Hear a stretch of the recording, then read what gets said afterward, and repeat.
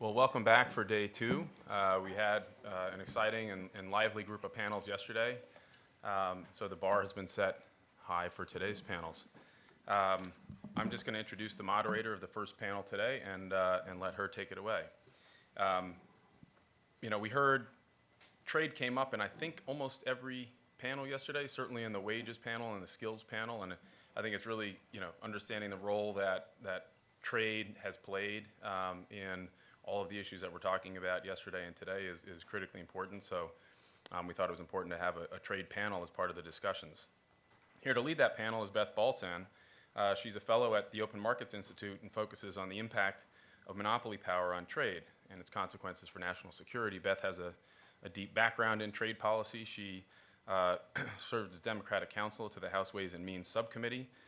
She was also Associate General Counsel at USTR. She's worked on TPP. She's worked on WTO issues, so she knows her stuff. Beth, also, I mentioned the focus on the impact of monopoly power, and that's another theme that I think was present in a lot of the discussions yesterday. So look forward to this discussion. Take it away, Beth. I'm just going to introduce folks quickly in alphabetical order. We'll start with Kathy Feingold. She's a leading advocate on global workers' rights issues. She's director of the AFL-CIO's International Department. She's a committed and passionate advocate, strategic campaigner, and policy expert.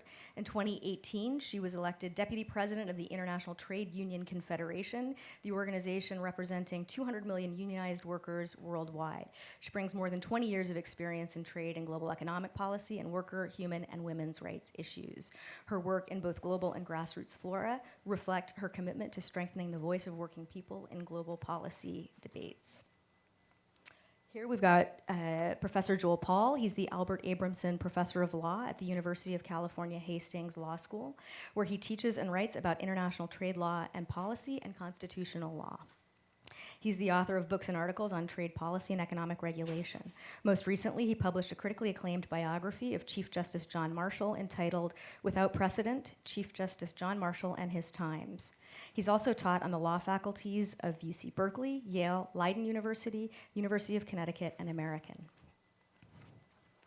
And we've got also Brad Setzer. He's the Stephen A. Tannenbaum Senior Fellow for International Economics at the Council on Foreign Relations. He previously served as the Deputy Assistant Secretary for International Economic Analysis in U.S. Treasury and on the staff of the National Economic Council in the Obama administration. His expertise includes macroeconomics, global capital and trade flows, financial vulnerability analysis, and sovereign debt restructuring. He regularly blogs at Follow the Money. So when it comes to trade, I find it's always helpful to start with big picture discussion. And I think the way I've been doing trade for almost 25 years now, and I think there's a general sense that trade is a good thing, but where the conversation gets bogged down is in the actual execution of globalization. And because we have this affinity for trade as a good thing, sometimes we aren't able to have a very constructive conversation about how the global trading system is structured. What a lot of people don't know, in my experience, is how integral the labor movement was in supporting trade for many, many decades, right up until the Trade Act of 1974. And I'm wondering, Kathy, if we could start with you, and you could talk a little bit about what happened so that labor's position changed. Great, thanks so much. Absolutely. I think that first it's great to be on a panel where finally we have a lot of people really thinking about the labor issues. The labor movement was indeed supportive post-World War II. We had the Havana Charter. Labor was front and center. And I think workers really saw that trade was working for them. Productivity was linked to wages. It was working. What really happened was when that rupture happened and when trade was no longer just about tariffs. It was around non-tariff issues. We saw the trade agenda expanding. We saw the delinking of productivity and wages, and workers said, this isn't working for us anymore. And I think we also saw that, post-World War II, the Bretton Woods system was built with some understanding that you needed, good industrial relations, right? the wars had shown that to us. World War I brought us the ILO, 1919, World War II, people said we need to get this right. So I think we had that sweet spot where workers saw this as working for them, and then when it stopped, and as you said, post-1974, people started questioning, what is the model, and what is the intention of trade? And I think that's the question that I think we're asking here today. Great. And so we often talk about labor and environment together. It's not necessarily well known that the Havana Charter, which never came to be, but in 1948 provided for enforceable labor standards. So we should have had enforceable labor standards from the very dawn of the multilateral trading system as we know it today. So it's not like labor's a new issue or something that came up when NAFTA was being passed. So labor and environment are the issues that get arbitraged, and that's sort of the larger issue is the way we've allowed free flow of capital, and the free flow of capital in the absence of having rules on labor and the environment has allowed them to be arbitraged down. So Joel, you've given us a paper that addresses the issue of arbitrage and proposes a solution for it. So could you talk about that a little bit? Sure. Is this on? This is on, right? I don't have to press the button? No. Okay, great.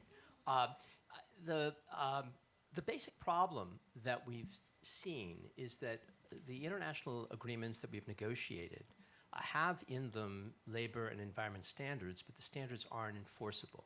They're not enforceable fundamentally because what we're relying on is the goodwill of the exporting country. It seems to me that we have a system in place which deals with the problem of social dumping. When I talk about social dumping, what I mean is that when we're importing goods that are produced by workers that are not paid fair wages or that are produced in ways that are not sustainable, we are importing more than those goods. We are also importing those social problems. We are allowing the conditions for regulatory competition. And in order to counter that, what we need to be able to do is for the importing country to be able to levy a tax which would raise the cost of those imports to what they would have been if workers were paid fair wages and if they were produced in ways which were sustainable. So what I've proposed in my paper is that we use our existing dumping duties or anti-dumping duties and we use the existing apparatus for that to impose a duty against social dumping. And this could be calculated in a way which would take into consideration the differences in the cost of living in different countries, difference in the circumstances of different countries, but would attempt to try to create a kind of floor which would allow countries to compete more equitably in international markets. It could be done either in terms of an addition to our existing trade agreements. We could make it a condition for which other countries can have access to our markets, or we could do it in terms of trying to create a new kind of WTO, a WTO which actually took responsibility for the labor and environmental social costs that trade creates. Great, thank you. The third area that gets arbitraged that we don't really talk about in our trade agreements, with the exception of Panama, is tax. And Brad, you've done a lot of work on tax arbitrage. Can you talk to us about tax, trade, how they interact, how the arbitrage works? Well, I guess to me, one of the striking ways of thinking about this, to start to think about this, comes from the observation that over the past 25 years, broadly speaking, there's been no growth in U.S. exports of manufacturers or agricultural goods as a share of U.S. GDP. So when we talk about globalization, you might think that globalization would have led to the production of goods for global markets to account over time for a larger share of our economy.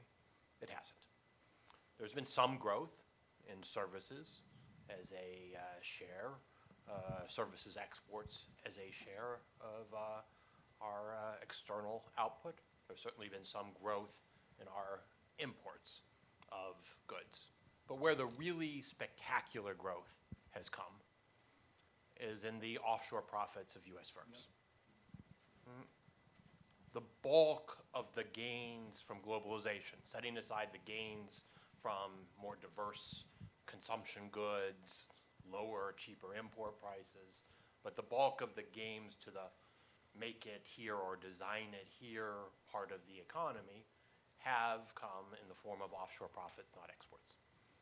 And then when you look at the distribution of offshore profits, you discover that 60% of the offshore profit is booked in 7 low tax jurisdictions. So what we have, broadly speaking, today is a world where the most successful US companies have a design it here, typically make it abroad, certainly make enough high-value components abroad so that your tax base is abroad, and then assign your intellectual property to the lowest tax jurisdiction globally.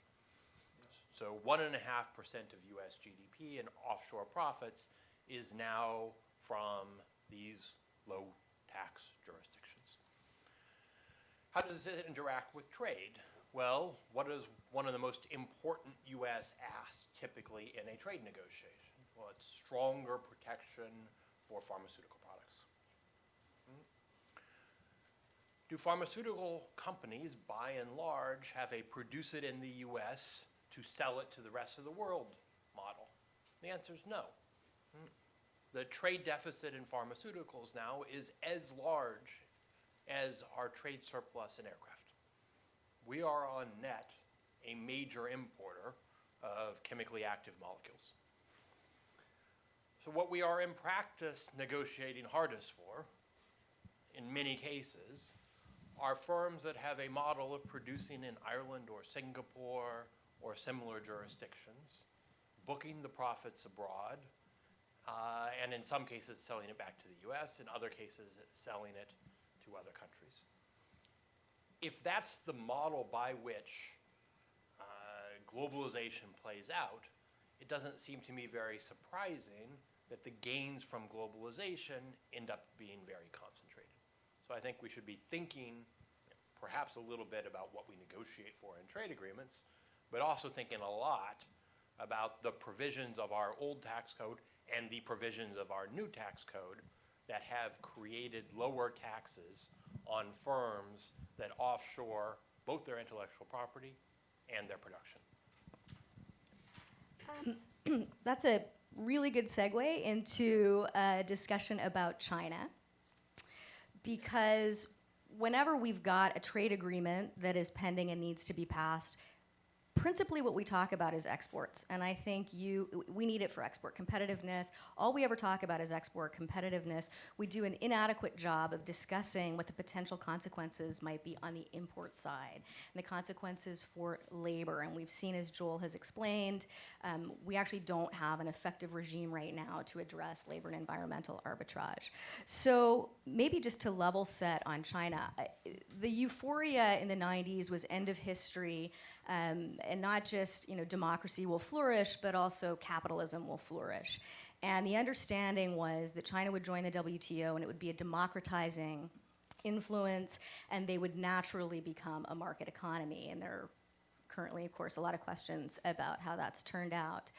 Getting back to this issue of letting China into the WTO and only focusing on the export side, Kathy, can you talk a little bit about the China shock, the work that economists have done to address our miscalculation on that?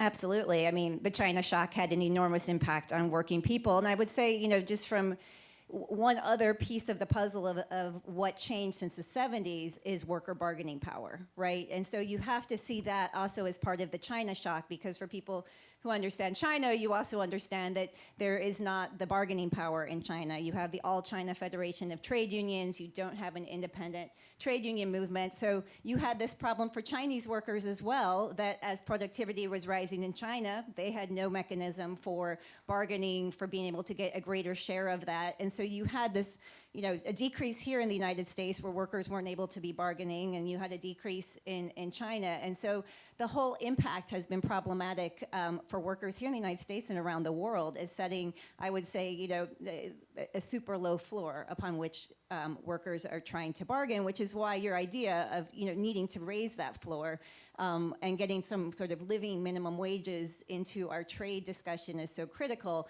But I do want to bring the collective bargaining, because you want to create a floor upon which you're bargaining. Right now, you have people, if they have a little bit of bargaining power, are actually bargaining from a place of poverty. And so you spend all your capital bargaining just to get yourself up to here, and you're still not at a living wage. So we really need to look at the power issue with China, and I think that's often not part of the discussion. Enormous shock. It was the same, we had a huge shock after the Cold War as well. You had all these workers entering the global economy. Whoops.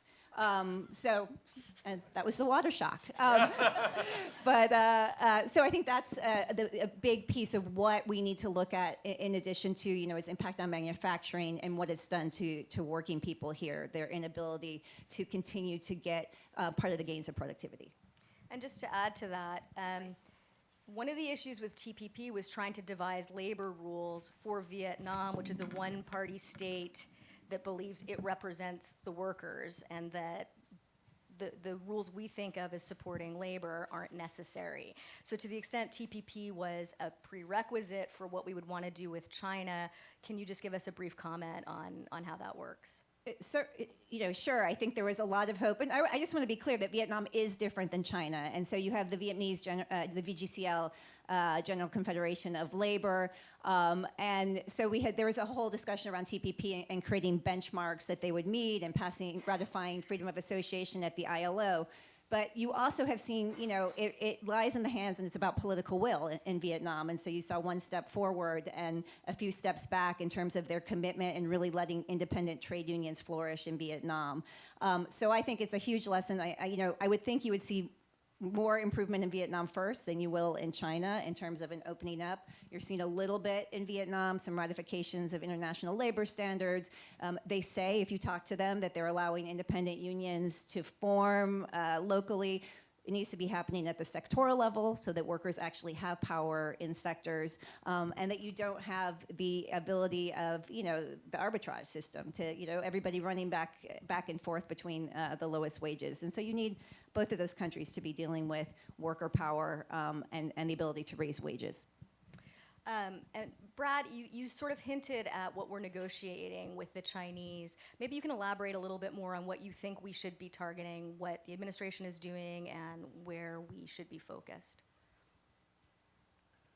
So China is, there's the challenge that was created by the surge in Chinese imports after China's WTO accession, which we did not handle well. The impact was wildly underestimated, and the response at the time was timid, and tools that were available to try to manage that shock were not used, including the special 421. So there was a series of errors.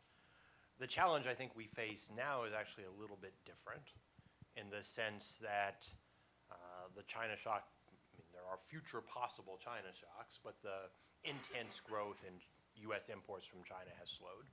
And the challenge is, how can we create a framework where American companies and American workers can do better in China? And that poses a significant challenge in the following sense. The easy deals, to the extent that there are any easy deals for China, tend to be deals that allow American companies to set up shop in China with more or less protection of their intellectual property and produce in China for the Chinese market. The hard deals, and there are very few concrete examples, are cases where it is possible for a US or a European or a Japanese or a Chinese company to produce in the US for sale to the Chinese market. I think the negotiating focus should be on the hard deals, making it possible to produce in the US and sell to China, not simply on strengthening protections for those companies that set up shop in China and are producing for the Chinese market. Some of the concrete ways I think that would manifest itself is that I think it would mean paying more attention to covert buy China policies. Now, in some cases, these buy China policies aren't explicit. I am pretty confident China never set out in a document that could be presented as evidence in the WTO a requirement that its state airlines buy China's indigenous aircraft, the C919. I am equally confident that all the CEOs of the major state-owned Chinese airlines believe that they have to buy a certain number of China's indigenous it's not a formal trade barrier, but it acts to impede the ability of U.S. firms to produce in the U.S. and sell to China. You can go through other industrial sectors, medical equipment. There are very explicit buy China type provisions that mean that you really have to, at a minimum, produce in China, and at a maximum, if you really want to succeed, produce in China with a Chinese partner, which gives rise to the intellectual property protections. The difficulty, to be honest, with an agenda that is much more focused on the design it here and make it here products, rather than the design it here and accept the reality that if you want to sell in China, you got to make it there products, is that the deal space shrinks. And so you have to be willing, I think, to live with that recognition and the consequences of that. One of the issues that has surfaced under the administration, particularly with China, and this is a segue back to some of your ideas, Joel, is how we treat developing countries. So there's a fight right now over whether China should be treated as if it's a developing country. And then this is a particularly challenging issue for progressives who don't want to see a battle between our workers and their workers. We don't want to take jobs from them that through comparative advantage might be appropriately located there. How do we thread this needle? You talked a little bit about false comparative advantage. I talked a little bit about false comparative advantage. Help us think through how we can manage looking out for workers here and also looking out for workers Sure. in developing countries. When Ricardo wrote about comparative advantage in the 19th century, what he imagined was that comparative advantage was something which was natural, which was immutable, which was a part of a society, like the climate or the geography. What we have today is a situation in which the regulatory differences, what I call the regulatory gap between advanced industrialized economies and other economies, confers on other countries a kind of constructed comparative advantage, a kind of an artificial comparative advantage. And we find ourselves competing against our own regulatory standards. So that is a problem. And to get back to the point that Kathy raised, when we're talking about disparity of income in the world is a threat to us. It's a security threat as well as an economic threat to us. The threat, we see in our own country a backlash that has occurred because of the impact that trade has had on some communities, the fact that so many people have been left behind by international trade. What we see in the world today is 69% of the world's population is sharing 3% of the world's wealth, while 1% of the world's population has 40% of the world's wealth. There are 168 million children between the ages of 4 and 17 who are now employed, who are working. In a world in which that kind of disparity of wealth exists, we have to expect that the kind of extreme nationalism we have seen on the rise in the United States and in Europe is going to spread. That is not a safe world. That's not a secure world. If we want to create a world that is secure for America and for American interests, a world in which we have export markets that are open to our products, we need to have a world in which other people in other countries are able to be paid a living wage, are able to have standards that are consistent with sustainability so that we can preserve our climate. And so those are concerns which are international concerns, but they're also domestic concerns that are essential to our own security and to our own economic health. And just to tease out some of the details of what you've proposed, because I think they matter. For your regime, we're not talking about imposing US standards on developing countries. No. You're trying to measure the arbitrage. Right. Is that fair? Exactly, yeah. So what I'm proposing is to say that we define something like a living wage. We say that workers have to be paid enough in a 40-hour week that they can afford to pay for housing and food and clothing for their family of 4, for example. And of course, it's going to be very different in different countries. And every country, in my model, would could set its own rate. They could decide what they think a living wage would be in China. And if a U.S. Company that was competing with Chinese imports felt that it was not a living wage, it did not meet a living wage standard, they could challenge that. The Department of Commerce, just as the Department of Commerce looks at imports now and tries to decide what a normal value is, the Department of Commerce could investigate, could make a determination, and if China contested it, if China felt that a living wage was not fair, we could have some sort of a bilateral commission that could make some kind of a judgment about that. So I think that there's a very practical way to accomplish this that is consistent with our existing dumping duty laws and also consistent with the GATT. Can you elaborate a little bit on why you think it's consistent with the GATT? Sure. I think it's consistent with the GATT in two ways. One is that specifically, it's consistent with the GATT in this respect, that to the extent that we have free trade agreements, if we're negotiating a trade relationship with the Pacific Rim countries, for instance, we can include in a free trade agreement other provisions so long as they don't raise the barriers to trade to countries outside of the free trade agreement. That's permissible under GATT. Alternatively, I think one can make a fair argument that it is a question of public morals. The GATT under Article 20 allows for countries to establish policies that are necessary to protect public morals. One of those public morals, I think, is guaranteeing that workers get paid a living wage and guaranteeing that we are producing goods in a way that is not damaging our global environment. So you raise an interesting point with GATT. So one of my previous jobs at USTR was litigating WTO disputes. And I defended the Department of Commerce at the WTO on trade remedies.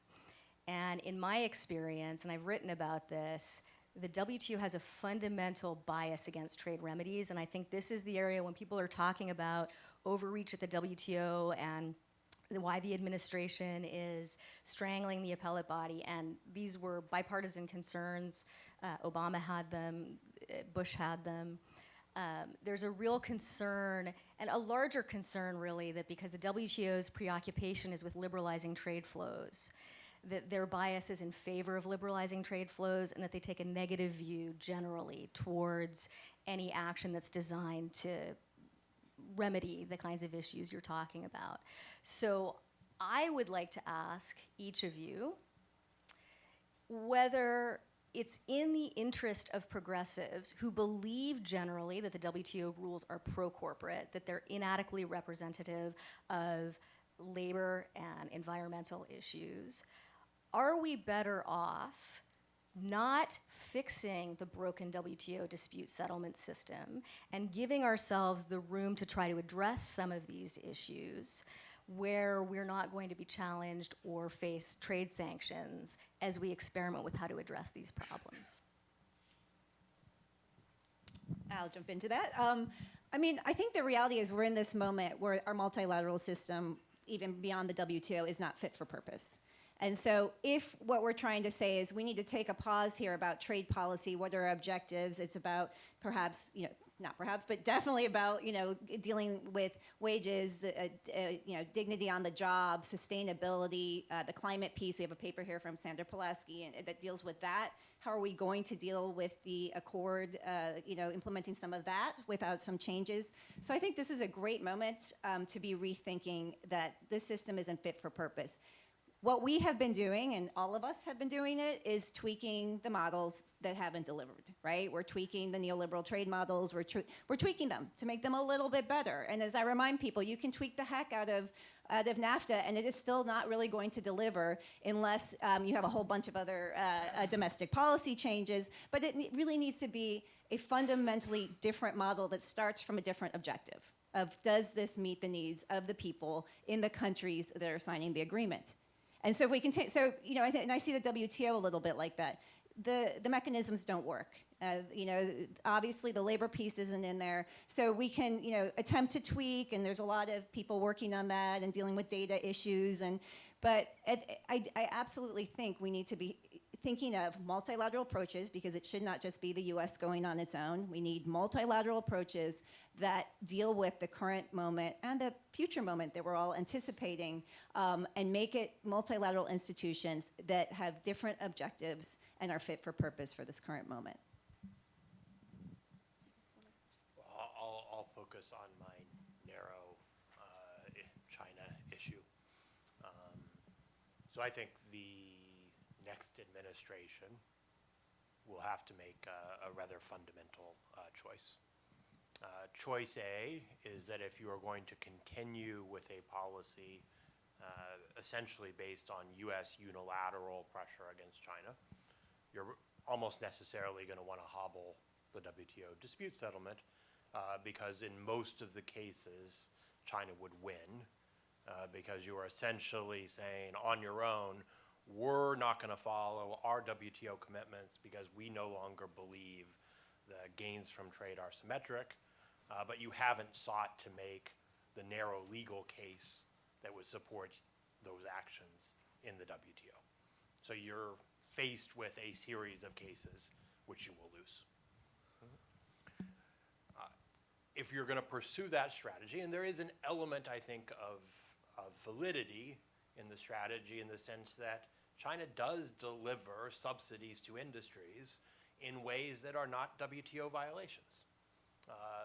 The WTO does not preclude big state investment funds making investments as long as those investments are on market terms.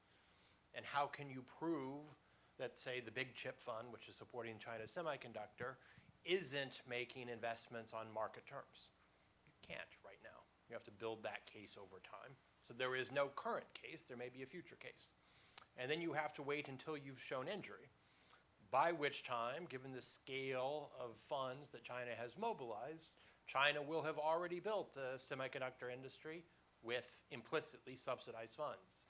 It will already have built an aircraft industry with implicitly subsidized funds. So you could fairly say, okay, we're going to front run this process.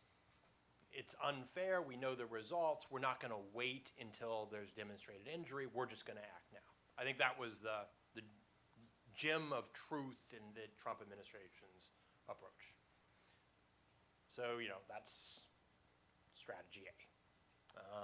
But you're outside the WTO, you're gumming things up.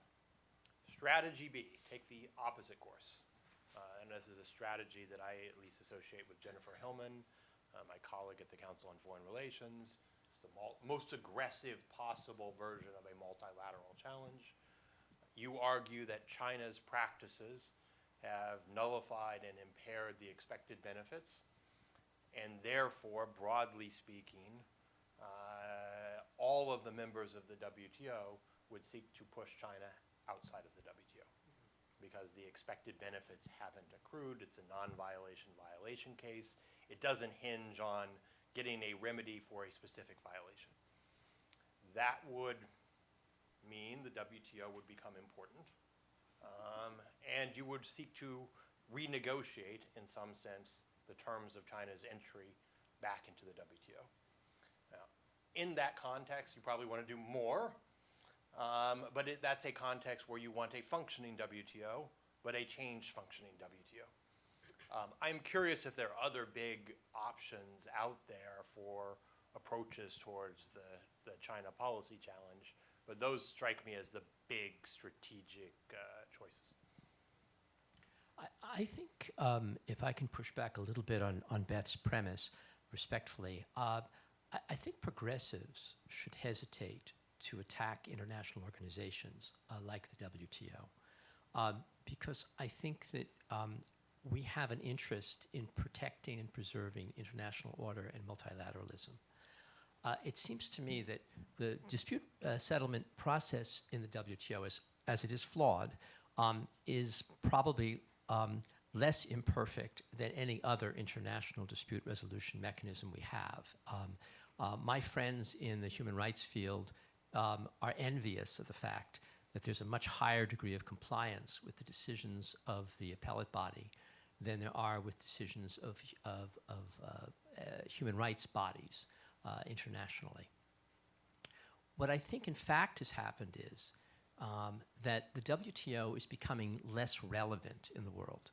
For a period of now more than 2 decades, we have seen essentially no progress in the WTO. And what has happened instead is that we see growing numbers of countries joining free trade areas and customs unions.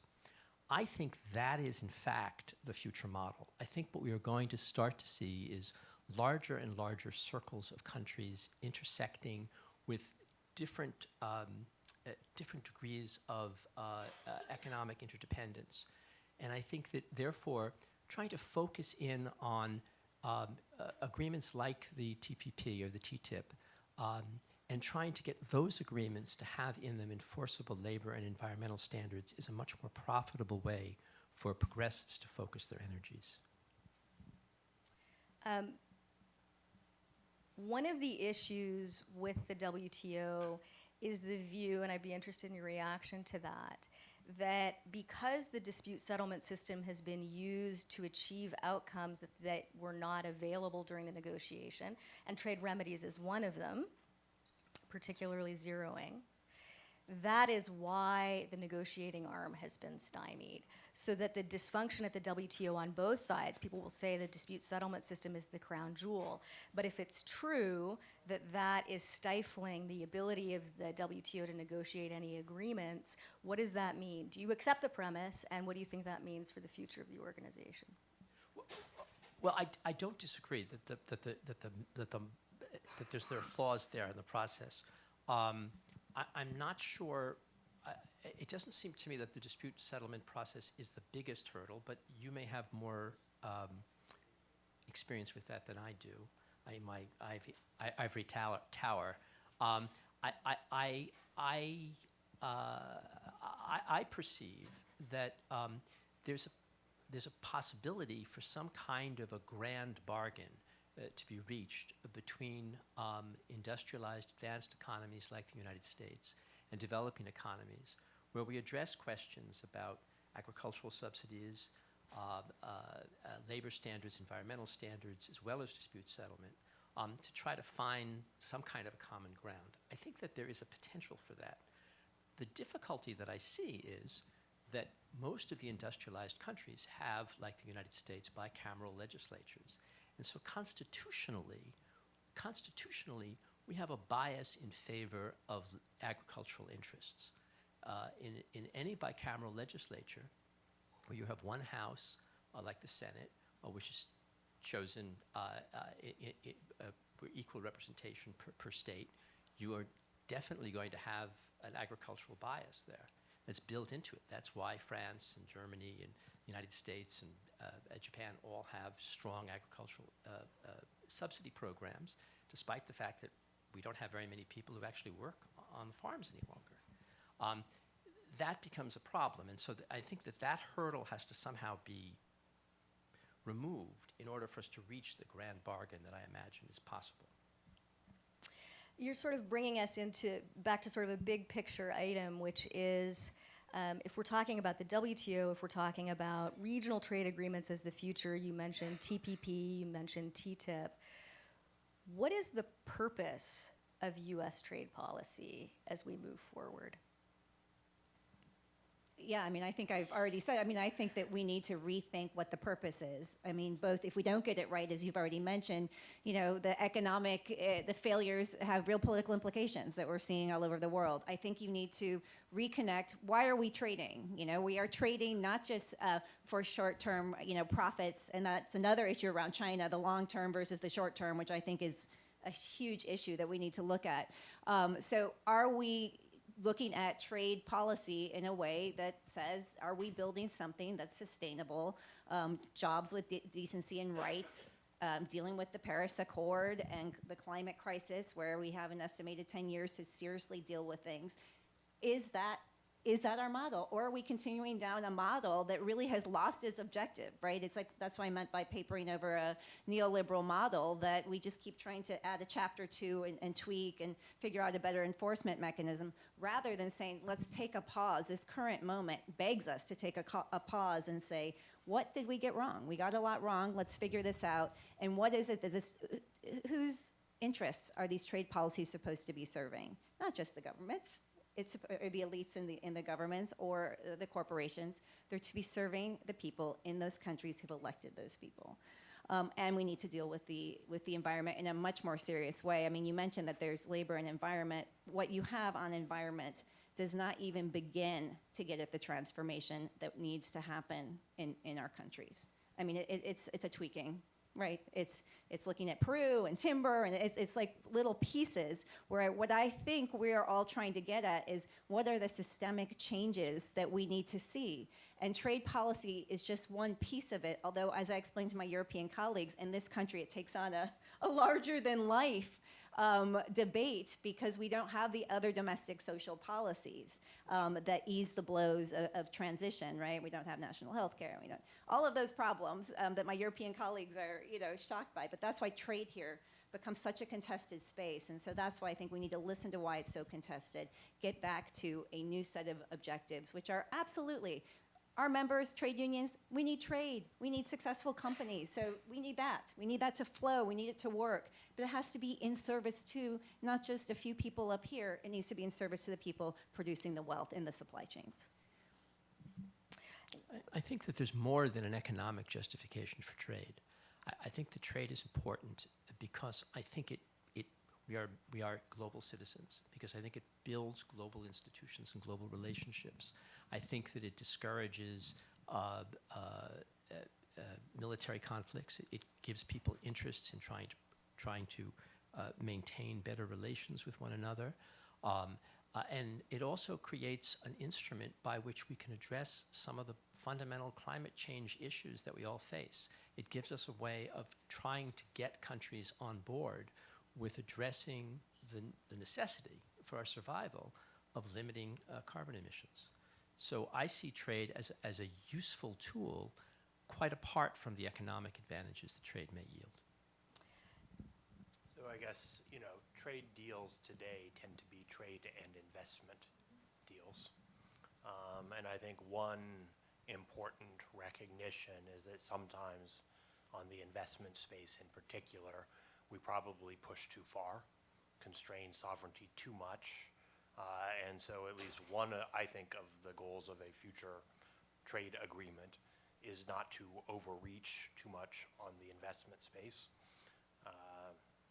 But I also think we need to think of ways in which trade agreements can reinforce reforms that change the structure of cross-border investment.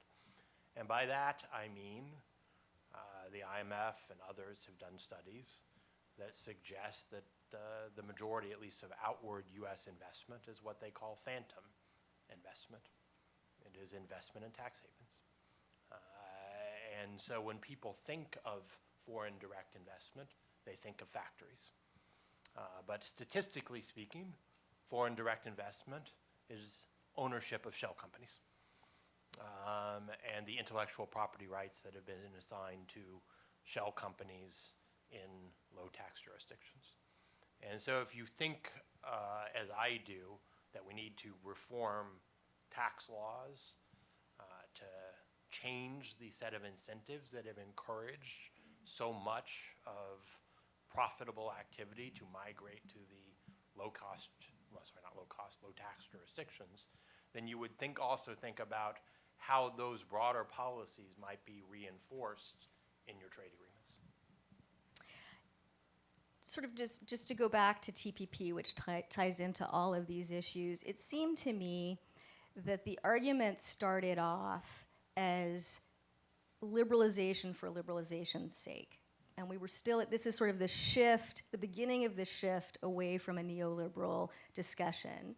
And I was on the Hill at the time when the economic justification wasn't there for it because of the content of the agreements. We don't spend enough time on actually looking at the content of the agreements and whether they serve the purpose that you're talking about, which is promoting peace and prosperity.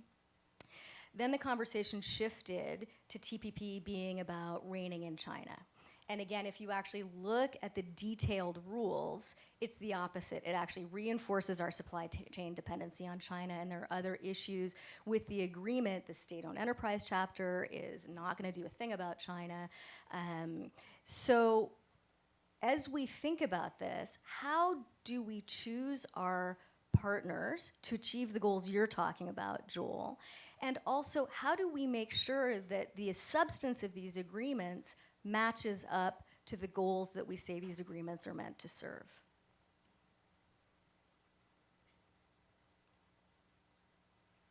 Give me a moment. Okay. Bethel, you'll answer. Kathy. I still am wounded from the TPP Sorry, I did discussions. So we totally agree. The TPP, I think, was really painful and got it absolutely when you get the economics wrong. That's your last message, you get the politics wrong. And I think it showed that there wasn't a clear objective, right? So for the labor movement, it was seen as the same old model, although we worked hard and there were benchmarks around Vietnam and there were discussion, but it still rested on political will. There was still nothing binding in there, and we were absolutely on the same page that this was not going to do anything around China. And in the end, that's why, if people don't remember, we actually engaged for, how many years was it? 5 years, 6 years. I've seen some of my colleagues who have the same wounds. We engaged. So it was not that we were no to TPP, which in a lot of people's minds, it was the labor movement was immediately no to TPP. We were engage for a long time to try to make it better, to try to really figure out, was this going to serve the needs and the well-being of workers in all of these countries? You had issues of forced labor and supply chain in Malaysia, and we can get to that issue in a minute of solving how do we deal with those mechanisms. So the whole TPP construct, it was never clear what was the objective. What were we trying to do except a pivot? And that was, a pivot towards Asia and containing China, and we did not see this as being the mechanism of really addressing some of the systemic changes that needed to happen. And so, people still lament that we're not part of that, and I still think it's a moment for us to really, again, the TPP will not counter the Belt Road Initiative of China and the industrial vision they have in 2025. So we're trying to deal with these enormous issues with these trade agreements, and it's just not the right instrument. You need different instruments. I'm going to put two thoughts on the table. Thought one is the obvious, which is that if the initial proponent of the trade agreement is a country like Singapore, which is well known for being a center for corporate tax arbitrage, you're going to probably, if you negotiate out from Singapore, you're going to get an agreement that is going to reflect the priorities of a country like Singapore. And so to me, part of the architecture of TPP stems from the fact that it started from a small set of countries with very particular interests, and then it expanded from there. So then the flip side of that is that if you want a different kind of trade agreement, you would be looking for a negotiating partner who is closest to you in the areas where you want to make new kinds of commitments. And then once you've established your standards with the country where you're most likely to find agreement on those standards, then you use that as the template for subsequent deals. To follow on that, I think that rather than thinking about it in terms of choosing partners, I think we should instead say, what is the price of allowing countries to gain entry to our markets? We have an advantage in the world. We have one of the largest markets now, second largest market, and we ought to use that. We ought to say, if you want to sell goods, services in our market, the price is you have to meet certain sustainability standards and certain labor standards. That's the price. whoever wants to come pay that price, we're happy to do business with you. But instead of negotiating agreements and then sort of negotiating away our own standards, we should start from the basis of we have standards, you have to meet our standards, or we're not playing. Beth, could I give a great Yes, example of that? exactly. Because I absolutely agree. And, Foxconn, great example, looking to open up its market in Brazil. And it was during the time when there was a different Brazilian government that had a commitment to high labor standards. And they said, you're going to come into a market, you're going to respect the unions that are in those industries, you'll have higher labor conditions than you do in a lot of your production in China and other places. Then you have Foxconn come to our country, right? And you can see the same way. We had a conservative governor that, to your point, either you could have said, let's go high road, let's create jobs in Racine, Wisconsin that are going to be good, let's look at the water in the Great Lakes region and figure out, is this a sustainable package, or you don't have that. And you really have those models. And do you think Foxconn backed away from Brazil when they said you will have a union? They did not.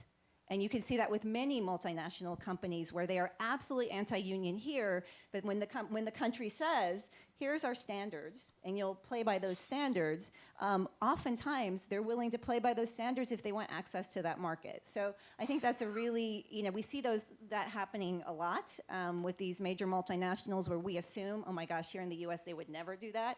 And then they go to countries like Brazil, China, and China says we want this, or you're going to pay money to ACFTU, and they do it. Do you think, Kathy, that the reason that we assume that they won't do it is because of the economic interests in our own country, which are sort of pushing against that? In other words, if we said you have to pay a living wage, there would be economic interests in our own country that would say no. Right. Our own country does not have that commitment. Our own country, we're trying to get the PRO Act and labor law reform in this country. Our country does not have the stated values for our economic policy that says we agree with high labor standards and dealing with our climate issues. That is not a stated objective. It's not a stated objective when we go to other countries and look to open up markets. It's not the stated objective if you talk to our colleagues in the embassies around the world. That is not what they have been taught, that is the stated mission. So again, there's a lot of room here to have a change in the way that we actually do business that I believe can be win-win. You can have successful companies with making money for its shareholders and also making sure that the people producing that wealth are getting their fair share. And it definitely is possible when you look at the amount of wealth being created. I want to leave time for questions, so maybe I'll just make one sort of provocative statement, and then we can turn over to questions. But I'm very interested in what you were saying, Joel, about the leverage of our market, and it's one thing that Elizabeth Warren said during the debates. Somebody said, well, how can the United States get people to comply with the rules that we think we want? She said our leverage is our market. If you look at the proposals that are in the papers that were submitted, a lot of them are premised on some kind of international cooperation, but there are a lot of them that we can do without doing an agreement. So cross-border bargaining, we could find a way to do that. Better to have an agreement, but we can do it on our own. Tim Meyer proposed a clawback. It's another way of trying to accomplish what you're talking about. So a number of different tools that we can use without getting other people to agree to do them. I wanted just to flag the issue of forced labor because unilateralism has a bad name right now. And I understand why. But in 2016, we actually managed to close a loophole on forced labor. We did it on our own. We just went ahead and did it. You cannot import anything made in whole or in part with forced labor. And that's just a rule. We didn't negotiate it with anybody. It's just a rule that we instituted at the border. And now it is actually part of the USMCA. So sometimes when we act in a unilateral fashion, we're able to move the ball forward. And even though I think it's progressive, some of the problems for us, we know where our flaws are on environmental issues and labor issues domestically. Ironically, in my view, the United States is the most progressive country on trade. And I think that's something that progressives have a difficult time reconciling. So with that provocative statement, I will turn it over and see if we have any questions. Yes, I have a question for Brad. Brad, I agree with you that we want a China policy that provides that our companies produce here and can export to China. Here's what I saw. When PNTR voted on by the Congress, which was a prerequisite for bringing China into the WTO. They were told, we had an $80 billion trade deficit with China then, they were told it would reduce our trade deficit and we would get more exports. That's what the Congress was told. But the companies, they didn't produce here and export to China. They invested in China and shipped back here and to serve the Chinese market. So we had $4 trillion worth of trade deficits with China since they joined the WTO. I don't think this is adequate to deal with trade policy. I think you have to get after corporate governance. And if these guys think their only responsibility is to enhance the wealth of their shareholders and the CEOs who have tied their own compensation to their ability to increase shareholder value, that was never taken into account when we were thinking of how to deal with China. And that's been the reality of what has happened here. And I think that's a unique trade policy. We could say to Apple, if you want to produce in the United States, we'll give you a low tax rate. You want to produce in China, we'll give you a higher tax rate. But we've got to think how to re-incentivize these corporations as part of our trade policy initiative. My view. So that's, I was on the China Commission for 10 years. I saw this up close. I mean, that's a large part of why I've become so focused on tax, because I think there are components of our tax law, the new tax law, which give companies that don't produce in the U.S. a lower tax rate than companies that do produce in the U.S. There's a lower tax rate for the export of intangibles. So if you just due to the design in the U.S. and put the factory abroad, you lower your tax rate because you're attributing the value only to your intangible design.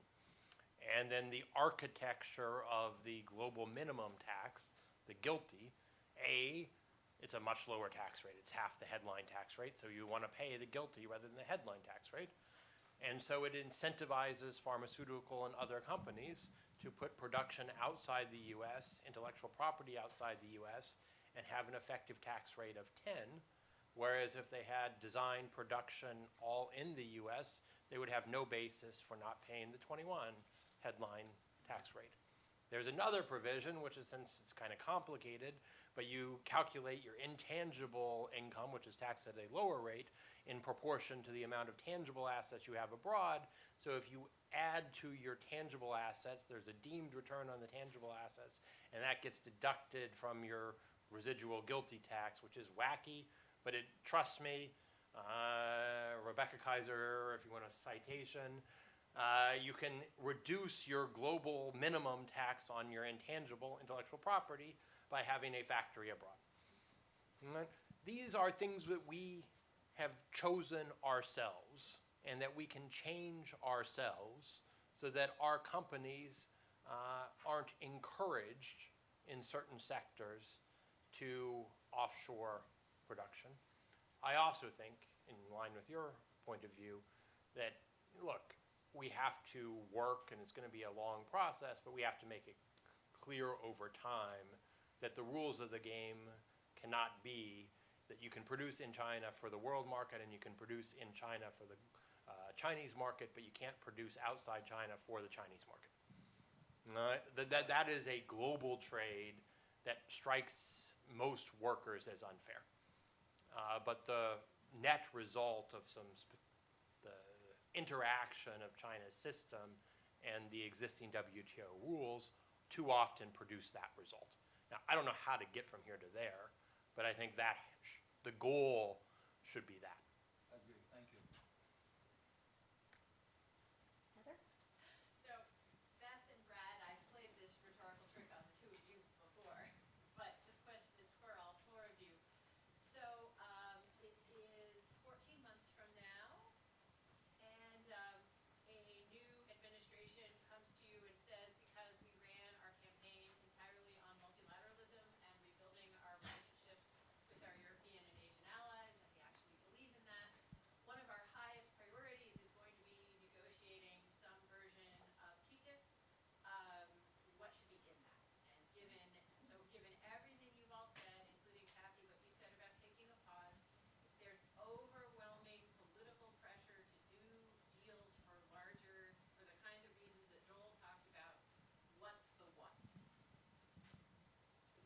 social dumping duties. That's it. That's all. I mean, that is what I would want to include in a TTIP or any other free trade agreement, is an agreement that everybody can impose it. And by the way, I have friends in the European Commission, and we've talked about this issue, and they love the idea of adding social dumping duties to an agreement with the United States, because they said, we don't pay our workers a living wage. If you do that, we will make you pay your workers a living wage. And I said, great. So I know that we have very little time. I'll add, because I have a whole list, so Heather, I'll give it to you. I have a bunch of ideas. I do want to, one thing we played around with in the TPP was this model, and I think, shout out to Dan Maurer and his paper on transnational bargaining, because I think that's a really important concept that we actually played around when we were thinking about, I'm sorry, not TPP, TTIP. So that workers who are in the same supply chain working for the same company, how do you rebuild worker power and worker bargaining? And right now we have such a imbalance of information flows. We will be putting out a paper about European investment in the South that we'll get at this next week. But it's profound. And so the more that we can think about rebuilding worker power, both here and across the Atlantic, I think that is going to be key. You want to harmonizing upwards. I think especially with the Europeans, we have that opportunity to think about that. Imagine if a worker in Chattanooga had the same information as a worker in Germany about what the company's doing. And Heather is giggling because she knows this all too well, but that is not that complicated. And for Europeans, that's so normal, and we can't get it done here. And so until you rebuild worker power on both sides of the Atlantic, and absolutely with our partners in Asia, I think that, and I have a whole bunch of other things that I would include in that, but for lack of time, I mean, we need currency issues, rule of origin issues that need to be addressed, but we have our 1 minute warning, so I won't go into all of that. And one last point I want to say is that how, when we dream and think big, things can happen. People thought we were nuts talking about investor-state dispute settlement. Yeah. I can't tell you how many panels I sat on and people said, that's crazy, investor-state dispute settlement has to be, we won't absorb the risk. And I'm not going to embarrass people, how many people agree with investor-state dispute settlement right now, right? So when we dare as a community to really put forward bold ideas, we can get there. And so I'm going to end on my note of optimism about a new deal for trade. So I would tell the gung-ho trade agreement person to say, take a step back. Maybe we should condition starting negotiations, particularly with Europe, on some non-trade policies that impact trade balance. Germany really would like a trade deal with the United States. I don't think we should negotiate German budget rules in the context of the trade agreement, but I don't see why we wouldn't want to try to use that as a tool to pressure Germany to change a budget rule that is increasingly hurting Germany's own economy as well as the global economy. Just one thing really quickly. Yep. I think the simplest way forward, what normally happens is we're going to start with the latest agreement that we did, and the Europeans are going to start with the latest agreement we did, and we've already lost if that's where we start. We need to reimagine the entire thing. So I find it simple to just go back to the New Dealers. It was Keynes, it was Roosevelt, it was Truman, and let's just start with the Havana Charter. We signed it, they signed it. It deals with competition. It deals with labor. It deals with the issues that we care about today. I mean, these people were true visionaries. So let's make it simple on ourselves. Let's start with that and add in climate change. And I think that's a much better place than starting with their deals and our deals.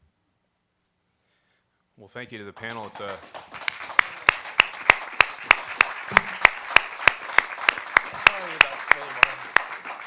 It's a fascinating time for trade policy. As the question Kathy posed was sort of what are we actually trying to do here, I think is a big and important one. And I'm impressed that Brad managed to bring German fiscal policy into the trade discussion, but I shouldn't be surprised.